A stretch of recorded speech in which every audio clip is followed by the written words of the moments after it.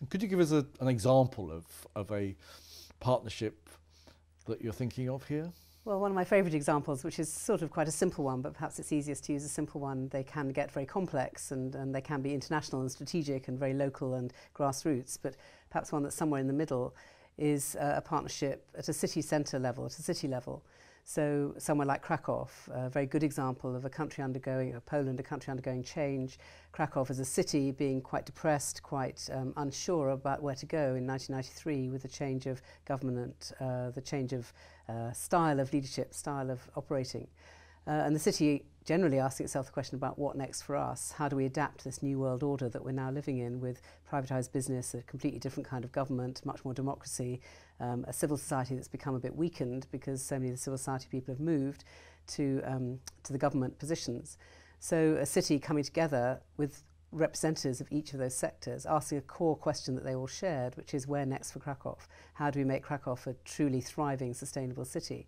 And a partnership approach being born which says each one of these different players has a unique responsibility and a unique set of contributions to make to this question.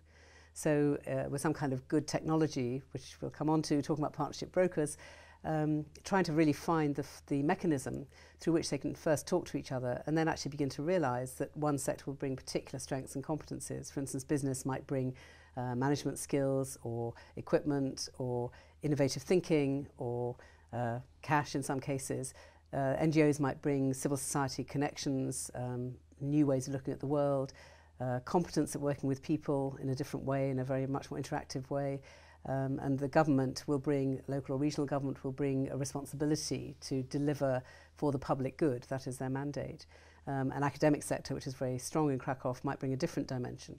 So each one of those, if you explore enough, has a different thing to contribute to the mix.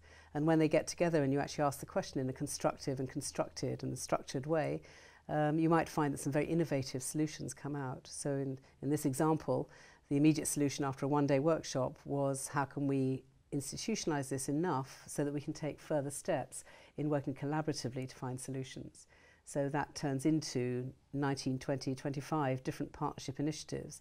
One might be cleaning up all the public spaces, an environmental project.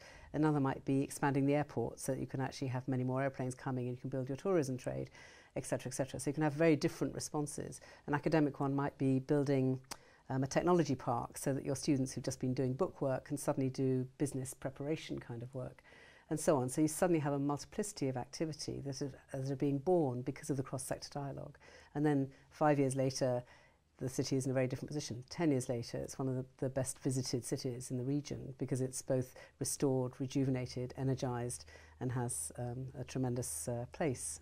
Ros Tennyson, Visiting Fellow of the Data Centre for Corporate Responsibility and Senior Advisor to the Partnering Initiative at the International Business Leaders Forum. Thank you very much for contributing to this point of view. Thank you.